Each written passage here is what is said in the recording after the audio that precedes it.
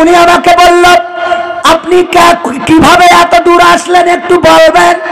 কিভাবে এত দূর আসলাম? এই এত দূর মানে আমি যশোরের কেশবপুর আইছি, এটা বুঝাই নাই। এটা বুঝাইছে না?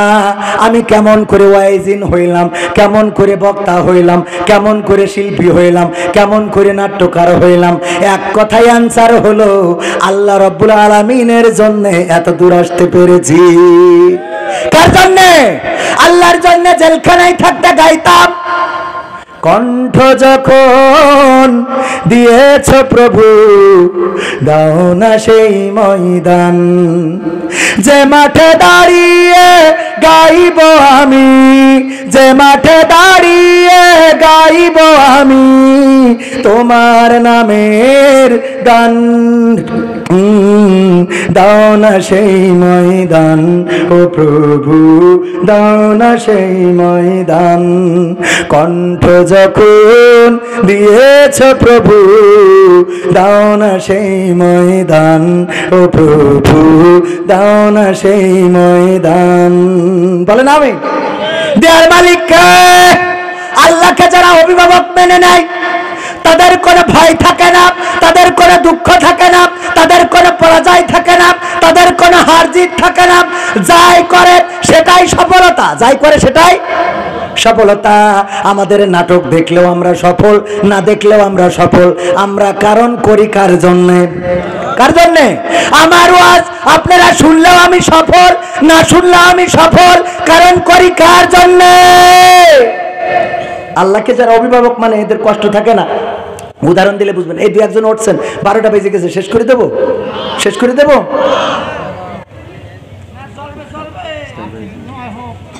শেষ করে দেবো? আর একটু সময় থাকা যাবে?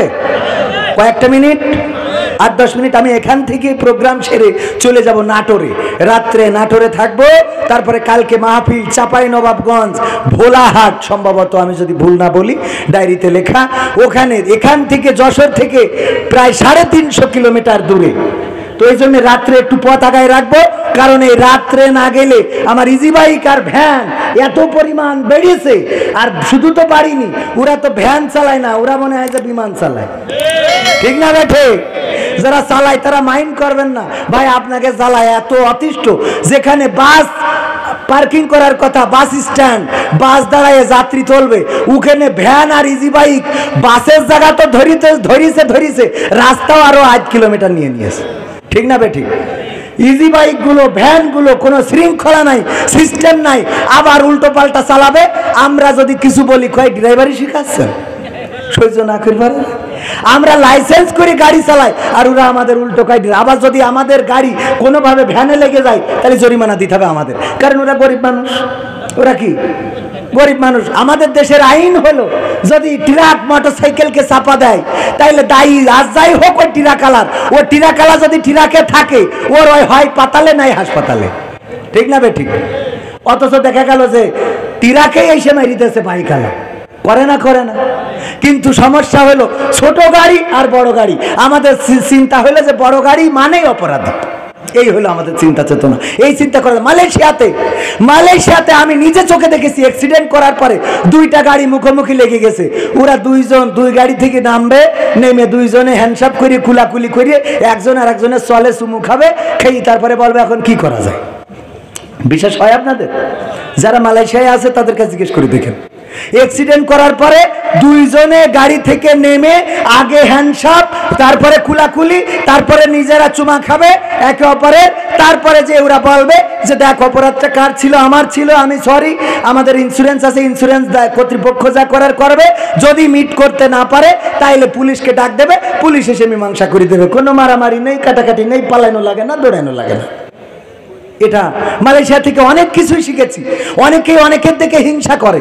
মালয়েশিয়ায় থাকতে আমার সাথে যত মালয়েশিয়ান ছিল, ওদেরকে অনেক সময় বলতো, এই কবির বিন সামাদ কত বেতন পাই জানিস? তোদের থেকে বেশি বেতন পাই। পরে মালাইরা আমার সাথে আবার বলে যে তোর দোস্ত তো এই কথা বলছিল যে তুই নাকি এই বছর তোরে আবার নাকি বসে বেতন বাড়াইছে, তুই নাকি আমাদের থেকে আরো এত টাকা বেশি বেতন পাচ্ছিস। আমি বললাম হ্যাঁ বসে বাড়াইছে, বলছিল কাউরে কিছু না বলার জন্য। তুই জানলি কি করে? কয় না তোর অমুক বন্ধু বলছিল। আমাদের এ নিয়ে মাথা ব্যথা নাই, কারণ ইউমিয়া রিজিকি তুহান বাগি কিতা মানা কেনাপা না মাও কাচ্চাও। তোর রিজিকি দিয়েছে আল্লাহ, আমি কেন তোর সাথে ঝামেলা করব? রিজিক দিয়েছেন কে? আল্লাহ। তোর জন্য যেটা নির্ধারিত সেটা তোর জন্য আসবে। এক পুলিশ অফিসার আমাকে একদিন একটা মোরগ দিচ্ছে, আমি বললাম কের জন্য এই মোরগ দিচ্ছিস? কয় ইনি আয়াম সায়াবাগি ইউমিয়ালা। আমি বললাম কের জন্য? তোর এই বলছে এই মুরগি তোর জন্য দিলাম। কের জন্য? কয় ইউমিয়া রিজিকি ইনি, তোর রিজিকে এটা ছিল। আমি বললাম মাছামানা আদা আয়াম সায়ামিয়া রিজিকি। কয় তুহান সুডা বাগি সামাইউ, আল্লাহ তোর জন্য দিয়ে দিয়েছে। আমি বললাম কিভাবে আমার রিজিকে ছিলাম এটা বিশ্বাস করবো? বলছে আল্লাহ তোর জন্য দিয়ে দিয়েছে, তুই কি তাকদিরে বিশ্বাস করিস না? তোর তাকদিরে লেখা রয়েছে এটা। সুবহানাল্লাহ বলবেন না? ওদের চিন্তাগুলো দেখেন, আর আমাদের চিন্তা হইলো হ্যাঁ ও রসগোল্লা খাচ্ছে আর আমি এখানে এসে কাঁচাগোল্লা খাচ্ছি, আমারও রসগোল্লা দিতে হবে, হয় আমি পাবো নাই পাবো না। আমাদের চিন্তা চেতনা এমন যে একবার নাকি দুই ভাই যাচ্ছে এক রাস্তায়, এক মরুর পথে যাইতে যেয়ে পানি, এক বোতল পানি আছে, পানির পিপাসা লেগেছে, ছোট ভাই কয় আমি খাবো, বড় ভাই কয় আমি খাবো।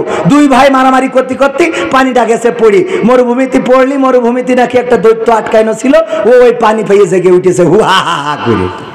উঠে বলছে এই তোরা আমার জীবন বাঁচাইছিস, এখন বল আমি তোদের উপকার করব, তোদের কার কি দরকার শিগগিরই বল। বড় ভাই বলছে আমি বলবো আগে, ছোট ভাই বলছে আমি বলবো আগে, বড় ভাই বলছে আমি বলবো আগে, ছোট ভাই বলছে আমি আগে। দুইজনে আবার মারামারি, দৈত্য কয় থাক, তোরা মারামারি শুরু করে দিয়েছিস, এই এক কাজ কর, যে আগে বলবি সে যা পাবি, যে পরে বলবি সে তার ডবল পাবি। এবার বড় ভাই বলছে তুই আগে বল, ছোট ভাই বলছে তুই আগে বল, আচ্ছা তুই আগে বল। দুইজনে আবার ঠেলাঠেলি, দৈত্যর হয়ে গেছে রাগ। দৈত্য কয় এই আদম সন্তান, তোরা তো চরম ধরনের বেহায়ার, এই তোকের মধ্যে বড় কিডা? তা বলছে আমি। তো বলছে তুই আগে বল, তো ছোট ভাই পরে বলবে। বলছে আল্লাহ তুমি আমার না, বলছে দৈত্য ভাই তুমি আমার 5 তলা একটা বাড়ি দাও। তো বলছে তোর 5 তলা বাড়ি হইলো যশোরের পুরো পারে দড়া টানার ওখানে, আর তোর ভাইয়ের জন্য এটা 10 তলা হয়ে গেল। বলছে অসুবিধা নেই। এবার কি দ্বিতীয়, তো 3টে আশা পূরণ করব। 2 নম্বর আশা, আমার দৈত্য ভাই ব্যাংকে সুইজারল্যান্ডে 20 কোটি টাকা দাও, কারণ সব রাজনৈতিক নেতারা নিয়ে গেছে, আমাকে নেই। তা বলছে তোর সুইজারল্যান্ডে 20 কোটি হইলো, তোর ভাইয়ের 40 কোটি হয়ে গেল। এইবার বলছে দৈত্য ভাই তুমি আমার একটা চোখ কানা করে দাও আর একটা পাখোড়া করে দাও। তাহলে কি হইলো? কি হইলো? ওর ভাইয়ের 2 চোখ কানা 2 পাখোড়া। এইবার বলছে তুই ওই 20 কোটি টাকা খেয়ে যা। কত বড় খারাপের খারাপ, চিন্তা করতে পারেন? এই হলো আমাদের দেশের চিন্তা। আর অন্য দেশে এরকম না, অন্য দেশে একজনের উপকার করে, চিন্তা করে ও যদি প্রথম তলা থেকে দ্বিতীয় তলায় ওঠে তাইলে আমি প্রথম তলায় জায়গা পাবো, আর ও যদি তৃতীয় তলায় ওঠে তাইলে আমি দ্বিতীয় তলায় জায়গা পাবো, ও যদি চতুর্থ তলায় ওঠে তাইলে আমি তৃতীয় তলায় জায়গা পাবো। এই জন্য উপরের লোকটাকে উপরে উঠাইতে থাকে আর নিজেও ওর সাথে সাথে উপরে উঠে যায়। আর আমাদের দেশের মানুষ হলো ওরে কি করে ঠ্যাং ধরে নামানো যায়, ওরে টেনে নামায়ে তারপরে এ ওই উপরে উঠবে। চেয়ারম্যানের ফেল করায় তারপরে আমার পাস করতে হবে, অথচ চেয়ারম্যানের পামটাম মেরে উপজেলায় দাঁড় করানো যায় না, যায় না। যে তুমি যে এইবার উপজেলায় করি খাও, আমি এখানে করি। ভাইরা আমার যেই কথায় আসছিলাম।